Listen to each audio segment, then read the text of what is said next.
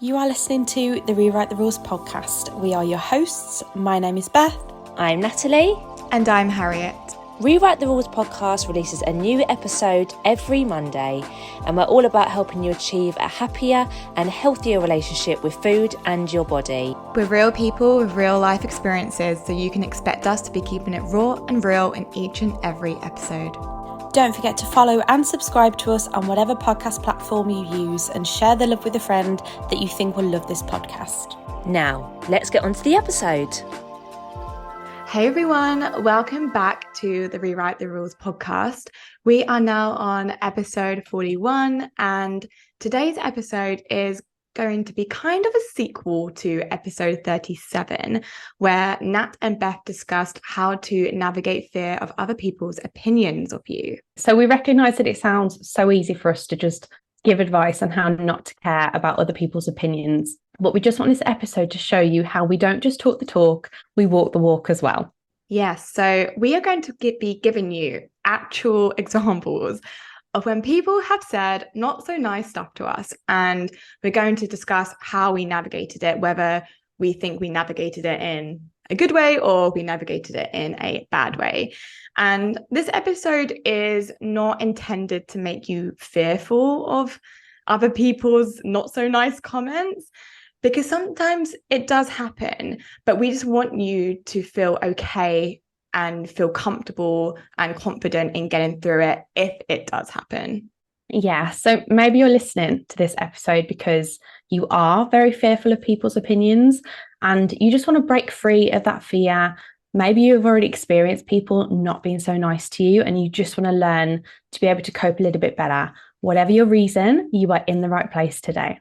Yes, you definitely are. And before we dive deep into this episode, we would just be so grateful if you could just take a minute to review the podcast, because it just really helps. Even better, if you are on Apple Podcast, if you could just write a little message in your review, that would be amazing as well. We love to read it. Yes. And of course, please share this episode and the podcast in general, just with anyone you think will benefit from it. Even if you're just sharing it into your friendship WhatsApp group or the friendship messenger group. Where do kids chat these days? I don't know, but just pop it in there and we will love you forever.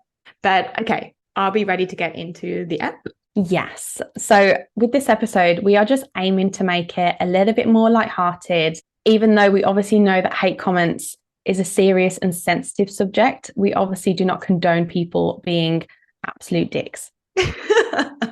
Yeah, exactly. We want to bring some humor and just some light to our experiences. So this won't be a really sad and miserable episode. We want you to feel light after listening to this. And I really think with some sensitive subjects, actually bringing some humor in and some lightness really, really helps. So yes, Beth, do you want to go first and share your first not so nice comment experience? Absolutely. I promise mine start off a bit sad, but they get funnier as we go along. And I think if you don't laugh, you will cry. So that's what we intend to achieve here. But unfortunately, I do have a really long list, almost an endless list of nasty comments that have been made about my physical appearance. And I do truly believe that a lot of these, especially when I was younger, contributed to like all the issues that I had with my body and food. But I'm just going to share like the first one that sticks out to me. And it was that I looked like a sumo wrestler. For context, this was a comment that I'd received within an argument. The other person was losing the said argument, so sort of turned to critiquing my looks in an attempt to tear me down. Anyone who knows me will know that my thighs have been like a really big insecurity for a long time, something that I'm now totally over. I love my legs now. But whilst I was like really hardcore into weightlifting, I still love weightlifting, but when I was like, 5, 6, 7 day gym bunny, I had like really strong defined quads and they were beautiful.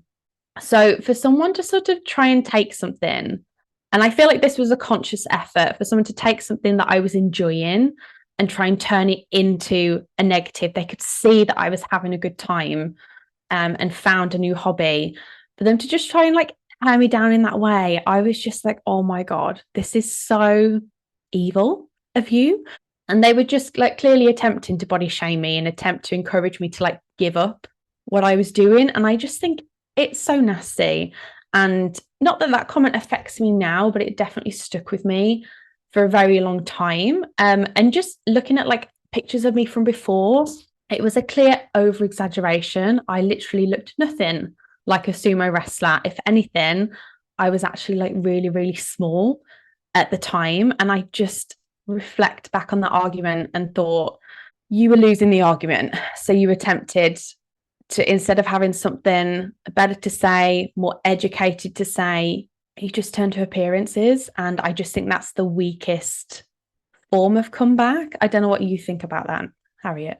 I mean, yeah, definitely. I think when you're in an argument, when people know that they're losing, they start to get petty and they just think, how can I cut deep straight away? And then that's why they make these like exaggerated insults as well. Because like, obviously there's nothing wrong with sumo wrestlers, but the matter of the fact is that you couldn't compare to one. But people make these such exaggerated insults. There was a massive misconception, especially a couple of years ago, in terms of weightlifting. Women very much thought that they were going to get big and bulky.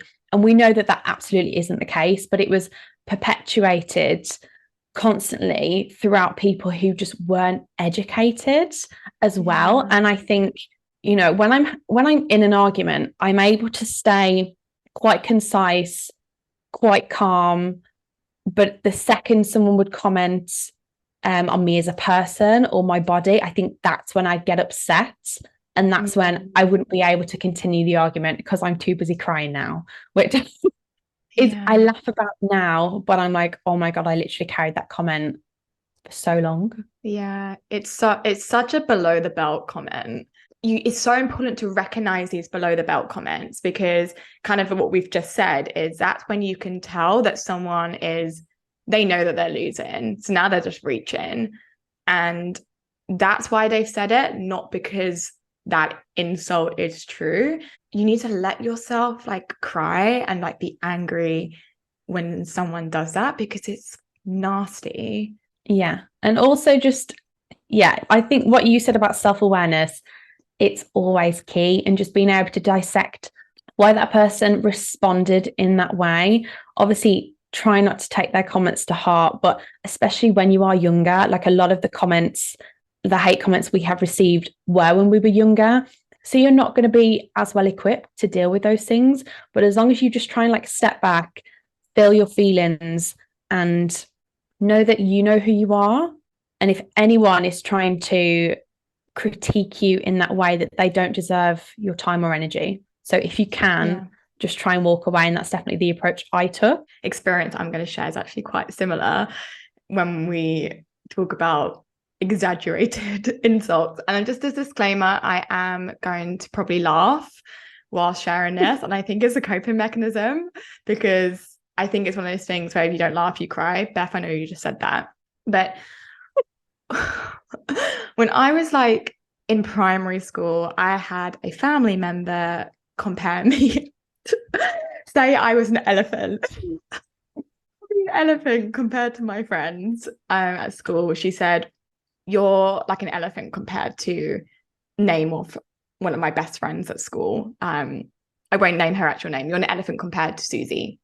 And I remember that, like, that was like, I must have been like 10 or younger, because this was definitely when I was in primary school. And I still remember to this day being called an elephant in comparison to my friends, which is just like the sumo wrestler. Like, I obviously, as a 10-year-old, I'm not the size of an elephant, but I guess what she's trying to do is call me fat. And I think the worst thing was also like the comparison element, because it's not just it wasn't just, oh, you're fat or like you're like an elephant. It was, you're an elephant compared to this person. Yeah, that means they're better than you. It's very comparative. And I already felt like in primary school, I was already aware that, you know, all my friends were smaller than me. And, you know, I just didn't have like I didn't have that like stick thin figure. I never have. And like looking back, so many of my friends in school, both primary school and secondary school, but they were thin. Their like hips and whatever like developed a bit later, whereas I've never experienced being thin. And that was something that this particular family member always made sure I was aware of. And in terms of like how I navigated it, like I was 10 years old, maybe younger. So I can't even really remember what I did, but I remember just being really upset and thinking that's just a horrible thing to say. And I think that's what really led me to feeling like bigger than everyone else, like throughout my like adolescence. But looking back as an adult, again, I can see that this person was trying to hurt me. And I mean, come on, like in this world, if you want to hurt someone, you comment on their weight. Like, again, it's like it's a low ball comment to make. And yeah, I guess I can just see, I can step out as an adult and think, you know, I was 10. Like, it's such a stupid thing. And, you know, this person clearly was hurting a lot themselves, like, and deflecting a lot of their pain and insecurity onto me. And, you know, it doesn't make it right at all, obviously, but I guess I can just understand logically why that happened. And I guess also it's validating to understand, like, why did I have all the problems I had? Like, in understanding, like, why did I struggle with my body image and, you know, eating disorders and disordered eating? Well, it makes sense. And I think if anyone's ever been to therapy or had coaching around disordered eating, body image, like, you would probably discuss, like, when did you first remember feeling like bad about your body? And you can understand the origins. And if you haven't ever worked with a professional, I actually really would recommend even just one session for you to make sense of, like, why are you struggling with what you're struggling with? It doesn't necessarily take away the hurt, but I think it just provides clarity and understanding. And I think that is, of course, part of the healing process. So yeah, that was my first memory of being attacked when it comes to my body.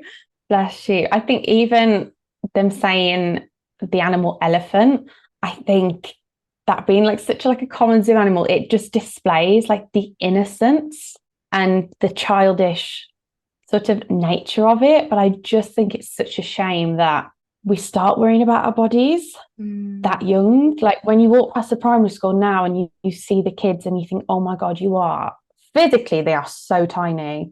And it's just heartbreaking to think of any of them being concerned about their body. Yeah. And you think about the first time you started worrying about your body, it's because someone else said something to you.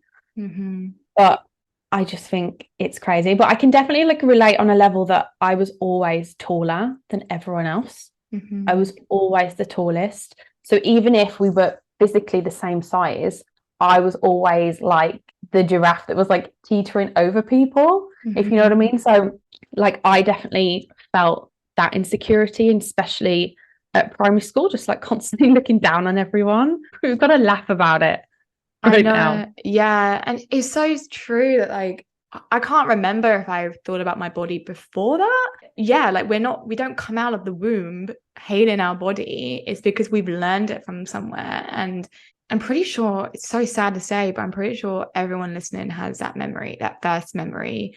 When did I first learn that my body wasn't okay? Yeah. Which is so heartbreaking. That digs deep. Yeah, I know. But let's move on. What's your next one? My next comment, it was only a couple of weeks ago, actually. I can't remember the exact month, but basically I got the comment of, I wouldn't trust your ability to coach looking like that. And I received this comment. It was one of many, actually, just on a video of me existing at the gym. I think I was on the Stairmaster. I posted it to Instagram and it just hit the wrong side of the internet. So there was also comments on this post, just like commenting on my shape, saying that I looked like a door and things like that. And immediately especially with the first comment, I was like, how dare you question my ability as a coach based on my appearance? I was like, I literally help women navigate so many different things, reach so many different goals, whether it is finding balance with food, whether it is, building strength within the gym or fat loss or anything. There's so many different goals that I help people reach, and I provide so many services. And I'm just like, how do you want my body to display? This is what I do as a coach. What does that even look like for you? Like, that's what I was really questioning. I was like, what do you want me to look like? Because you look through every single sport, you compare a runner's body, like on average, a runner's body to a weightlifter's body, they look completely different. So I was just like, what do you want my body to look like? Because it sounds to me, especially, with the person calling me a door, I was just like, you are really just trying to push the latest trend of small waist, perfect big bum onto me. And I was just like, let me tell you, I've done years and years of work on my body image. And I am definitely not going to let a handful of people make me believe that my body is just a trend again, because that's definitely how I felt years and years and years ago, that as a woman, I should just morph myself into whatever is desirable at the time. And I know a lot of people are going to feel that way, and some people may even still feel that way. But what did I do in this situation? Being older, being wiser, but still, I don't receive that many hate comments online. Most of them, luckily, have been to my face. But I called them out. I screenshotted it and just shared it to my stories, because I was just like, you know what? You are gross. You're embarrassing. I'm just going to embarrass you further by just sharing your name, sharing your comment. And that's just what I did, like, instinctually. And then, to protect my own peace, I deleted the comments. I then blocked all the individuals, because there was like a handful of men. I checked out their profiles. They were definitely men. And because I knew that this video was still sort of reckoning the views, I was like, this is still on the wrong side of Instagram. I just didn't want myself to be exposed further to potentially more negative comments. So I simply just turned the comments off in the end. And I think it's important to know, as someone who has a public platform, like, if you don't keep your account on private, everyone will always have access to your social media profile, but you can still take action to protect your own peace. Like, just because your profile is out there, it doesn't give people the permission to be shitty human beings. So yeah, I did that because I was just like, you know what? You don't deserve to see any of my pictures anymore. You don't deserve to see my content or watch my videos or whatever.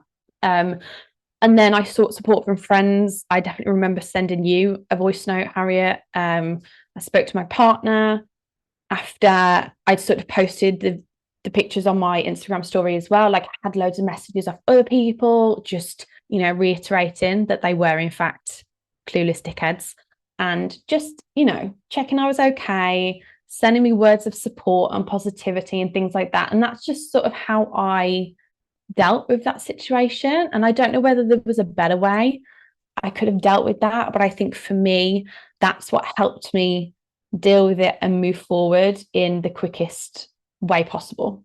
So yeah, thank you for sharing that. It's so interesting to hear a past experience of when, like, years ago, and an experience that you had only a few weeks ago, and how you navigated that in a different way. But oh my gosh, I have so much to say. First of all, I think there's no wrong way to deal with it in that regard. Like, you just have to do what you have to do in that moment. And also, what I was thinking about as you were speaking is, we put this expectation on ourselves that we need to be really strong and hear all these hate comments and just, like, have them flood in and just look at every single one and just not be bothered by it. But actually, if you have the access to walk away, and if that's in the form of turning off comments, blocking people, then absolutely, you don't need to endure that if there's a way that you can, like, block it out. And I know I maybe potentially had times in the past where I felt like, no, I need to be stronger than that. When actually, no, if someone is throwing abuse at you, whether that's some random old white British man from Colchester on the internet, or that's like someone in your life, you actually you don't need to endure it, and you don't need to respond to it. Yeah, 100%. It's all about protecting your peace, Yeah. isn't it? And just doing what's best for you at the time, and just not to take it to heart. It's okay. Like if you have a couple of days where it just keeps popping up in your brain. I definitely had that. I was like, why am I still thinking about this? Like, why am I still giving them any part of my brain space? But I think these sorts of things are traumatic, and yeah, to sort of be bombarded in that way as well was just horrible. But I was like, I'm not gonna shed a tear over you. Like previous me probably would have cried. Whereas I was like, no, you're not having any of that energy. We're not shedding a tear over it anymore. I was really satisfied with how I dealt with it, and everyone was just like so wonderful. And I think it is so important to share, because I don't think many people talk about it. A lot of people just think, oh, well, it comes with the territory. And I don't think it does. Like, I don't think people are allowed to be horrible. Yeah. So just like trying to take that power off people one block button at a time. Absolutely. I mean, people say, well, if you put yourself online, you have to expect opinions. And it's like, I get what they're saying, is that like it can happen, but it doesn't mean that it's right for it to happen. Yeah. And that's the key difference. Yeah, absolutely. And I know you can block certain words, but you know, when the person's calling me a door, I'm like, oh my goodness, I just filter that one out. But it's also like, you know, what did that person expect me to do? Like, how did they want me to react? Did they want me to be like, actually, you are so right. I am gonna eat in a shit ton of protein again and start building my glutes just for you. Like, I think a lot of people don't even click on the profiles that they are commenting on. Yeah. And I think maybe if they'd have maybe realized the issues that I'd had with food before, like put into body acceptance and just, you know, loving the skin I'm in, I feel like half of those people wouldn't make the comment. I just think sometimes it's just too easy. But you know what, I think sometimes still would. Like, yeah, like I had a reel that went like super viral like quite a few months ago, like back in August, and no one was abusing me, but they were just like making disgusting comments about eating disorders. And one person made such a disgusting comment that I won't even repeat, and I actually messaged him. And the worst thing was, in his bio had like, he shared that he had like 2 daughters, and I like messaged him daughters. And I, looking back, I don't know if I would like do that again, but I was just so angry. And I just said to him, like, that's okay, like, you have daughters. And he told me to block. So he doesn't care. He does not care. And but they're raising families, and that's what's scary. Yeah. So but yeah, I'd love to hear your next experience, Harriet. The next experience I'm going to share actually happened also a few weeks ago. I went for a photo shoot to get some professional photos for my website, and I had the photo shoot, whatever. And then afterwards, we were going through the photos, and they were like, oh yeah, if you want any retouched, then let us know, because obviously we can like slim down your arms and slim down other areas of you. And it clearly wasn't a hate comment, and they weren't trying to be abusive. It was, I guess, an indirect comment. It was still a body comment. There were still like implications. I actually went into this situation knowing that there were probably going to be some comments there was probably going to be some, especially when it came to retouching, because on like the package that I purchased, it said there's like some of the X amount of photos could be retouched. And I was like, what? I wonder what can be retouched. I reflected on it afterwards, because I actually didn't say anything, and I really don't regret not saying anything. Sometimes, because especially like when you're working in the industry that we do, sometimes we feel this pressure to educate people and to say something, and actually sometimes you just don't need to say anything. And you do as well. We do so much work to spread awareness, and my life is this. I can't but be educating people all day long. And in that moment, I just decided just to not respond, to not say anything. I think I might have said, oh, I think I don't think I'll need that. I'm not going to sit there and be like, you shouldn't be saying Someone that. else in my position and might have said something, and that would have been totally valid as well. But I guess the point I'm trying to make is sometimes no response is the best response. And I think it's like a kind of like the way that you dealt with that hate comment, cutting off like their access. I think when you've done the work on yourself and you know yourself so well, and like you don't need to go through so much efforts to protect yourself anymore, because like you've done that already. Like I feel like I have like an invisible shield around me that actually if anyone like now like made a comment about my body, I think I'd be more pissed at the fact that people are just being rude and how and it'd be less okay. Oh my gosh, like I'm going to internalize that comment. Now I'm insecure about my arms. Like, oh, should I get my arms read? Like there was none of that in my skin. And the only person who needs to worry about my body is me. Yeah, 100%. And I do just think like our energy is precious. I think the older you get and like the more we mature, the more we can be just like selective with how we use it. And I think sometimes you just, whether it's a conversation with a professional or a family member or a friend, is this the conversation I want to have? No. A lot of the time it's going to be no. I'll be like, I haven't got the effort for this as well. You can just walk away. Like you're not here to educate everyone. You're not here to help. If people want to help themselves, they can do. If you tried to re-educate every single person for too long. Like I'm not here to teach adults to be adults.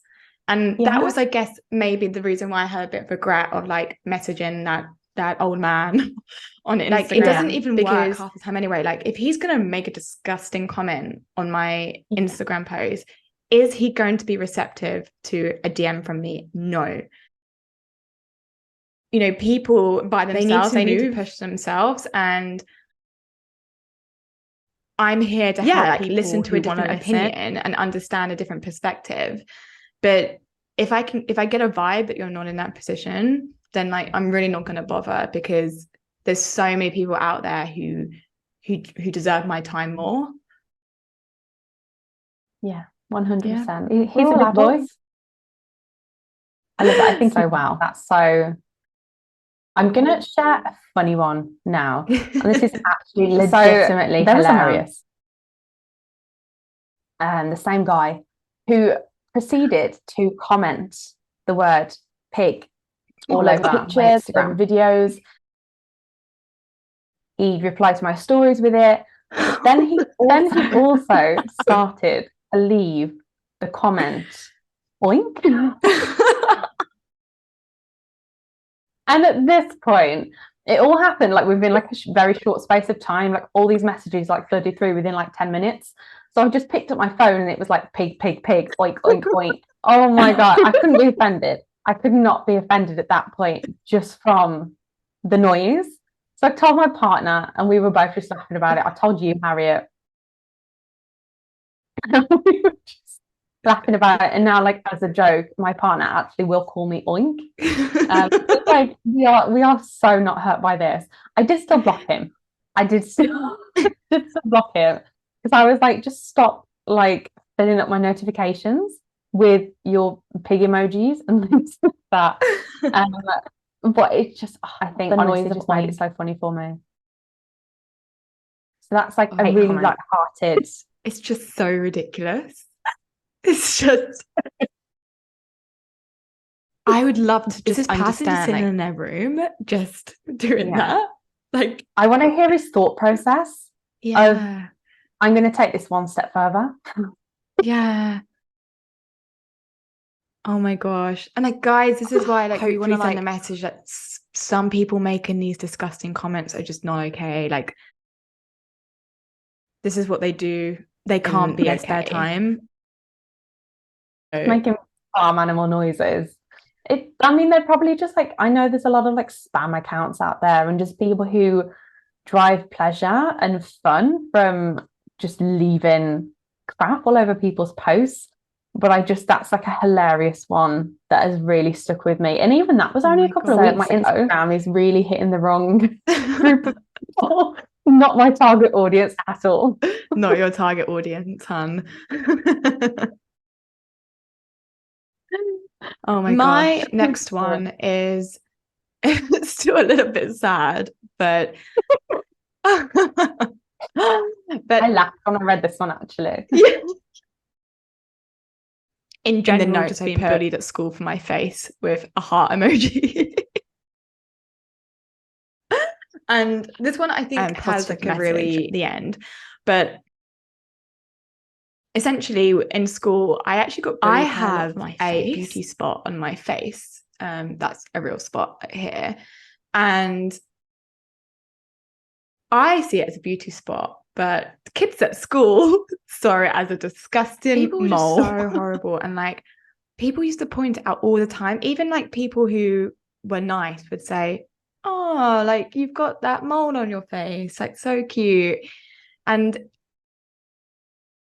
it's really interesting because like now I don't even so that happened in school. And what else? Got bullied for my hair, like my hair was never right. Got bullied for my teeth. Not great. Yeah, it was just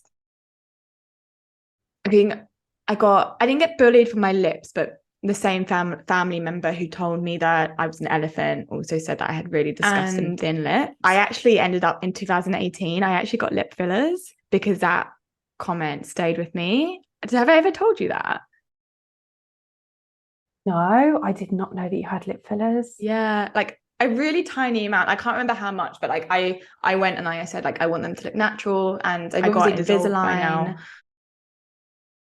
I was so conscious of like my skincare routine. Like I ended up when I was in uni, I was really into makeup and skincare. Like, and now I'm just not. These comments like really stuck with me. Like I remember at Estee Lauder, it was in our contract that in certain, well, first of all, it was in our contract that we had to wear full face of makeup. Certain months of the year, we had to wear certain color lipstick. So breast cancer awareness month, we had to wear pink lipstick, like bright pink. Mother's, so yeah, I think that was in March, and it also corresponded with Mother's Day where we had to wear pink lipstick. February, Valentine's Day, we had to wear red lipstick. December as well, we had to wear red lipstick. And anytime there was like a campaign, we normally had to wear like a really bright lipstick. And I remember telling my manager, like, I really, really don't like wearing bright lipsticks because I think it accentuates the fact that I've got like my lips, and I just don't want to. And I remember I was told it's in your contract. I felt so conscious. And the funny thing is, I can look at my lips and be like, I love them. And even actually when I was getting my makeup done for the photo shoot, she was like, oh, you have such lovely lips. My lips haven't really changed. Like, I got lip filler, but that dissolved. Like, that's definitely not there anymore. My lips haven't changed yet. I just changed my mindset differently. A lot of things that I used to hate, even I used to hate my hair. I used to think my hair was so thin and disgusting. Now I love my hair. And it's like, there's so much stuff about me that I used to detest, but now, and these things haven't changed. But my mindset has changed. It's the thing of when you're in primary school and high school, you are desperate to be like everyone else. And everyone else thinks we should all be like carbon copies of each other, whether it's, you know, the trainers that you wear, like whether it was even like the school trousers. When I went to high school, there was this like one brand, I don't know what it's called, like Miss Sexy or Miss something. Miss 60? I don't know. They were like really tight. And basically all the girls would wear them. And I think I got like an off-brand version because my mom was literally like, the rate I was growing, my legs were getting so long that I couldn't like have trousers for a very long period of time because I was just getting so tall so quickly that I'd have like a massive gap between my trousers and my ankles. And at school, that was worse than anything. So everyone just wanted to be exactly the same, whether it was pencil cases or phones, everyone had. And if you had anything different, you were just a weirdo. So I think once you get out of that environment, especially sort of getting past, you know, whether you went to college or sixth form or university, you get out into the real world and all you want to be, or at least this is how I felt, all I wanted to be was different. Anyone else, and it was liberating to sort of, for me especially, like to maybe, I don't know, walk in the gym and be the only one wearing like a bright pink outfit. Like that was like, and I know so that's just like a tiny example, but we sort of go out into the world, we realize we're different. Like, I don't know, I'm trying to like think of like bits that are on my face that not everyone has. I have like, and I just learned to love like that as well. And I was very much not the same as you, necessarily. Like, I'm looking at them in the laptop right now, and they don't look thin, but I was always convinced I was always going to have lip filler. I never ended up doing it because I just forgot that it was even something I had an issue with. And I think that's especially like with my thighs and things like that, I just forgot that I had a problem with it. I just, because my brain just filled with other things that were more important than specific body parts. I think that's probably like a contributing factor as well. That I was just more interested the in importance that we put on these things, and like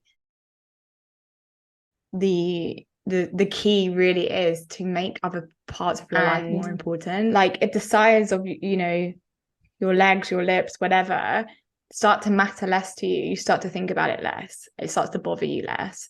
But the problem is that we make our self-worth just about our body image and how we look. That's like super stressful. And so, you know, it's like almost like inevitable to get all these like poisonous and toxic thoughts about our body when we're just putting so much importance on it. And when you start to think about what do I want my life to look like and what's more important to me, those little things just start to just definitely matter. And like this is sort of why as well, as we've got older, we've continued to sort of receive hate comments, especially like online and stuff, that it just affects us less. We don't cry about it anymore like we may have done. We just know actually, and especially like with the jobs that we do, we know that if people are being hateful towards each other or spreading negativity, they most likely do have something going on themselves. They probably got a lot of self-hatred for themselves, or they're probably going through something really difficult and they're just taking it out on other people. And that doesn't justify their behavior, but I think it just gives a bit of understanding as to why sometimes people act the way they do, and just help you maybe be a little bit more forgiving for your own sake, to just be able to move on and not take it with you as well. Yeah, absolutely. Yeah, if happy people don't based on your looks, a happy and healthy person wouldn't do that. Yeah, I guess that's a good place to end. I think one and done. But yeah, I hope that us sharing these like really raw experiences with you, I hope it's, you know, whether you've had insults thrown at you, I hope you feel that you can like relate to us and like you feel better. And I hope that, you know, if you've never had a hate comment and that's something that you're really scared of, now you're just a little bit less scared. That's really was the mission for this episode. So I really hope that we've achieved that. 100%. It's just about helping you guys protect yourselves and protect your peace a little bit more. But I hope less alone, made you feel and a bit more sane as well. 100%.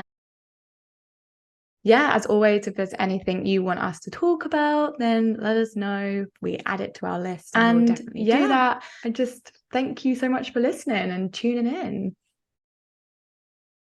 We will see you later, guys. Yes, see you later. Bye. Bye.